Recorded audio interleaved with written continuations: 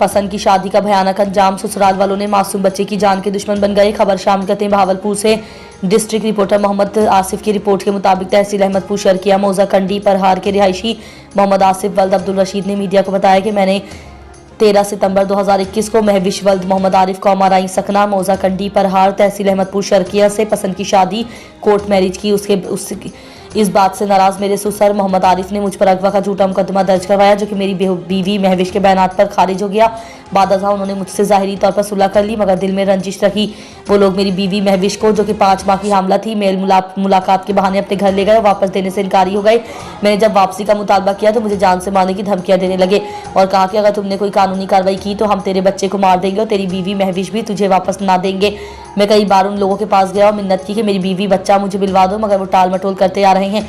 ये बदमाश लोग हैं, मुझे कभी शुबा है वो लोग मेरे बच्चों को नुकसान पहुंचा देंगे। मेरे वालिद भी उनके पास गया, बच्चे को मिलने का मुतालबा किया तो वो लोग ने टाल मटोल करते हैं। अगर मुझे, मेरी फैमिली वालों को या मेरे बच्चे को कुछ भी हुआ तो उसके जिम्मेदार ये लोग होंगे।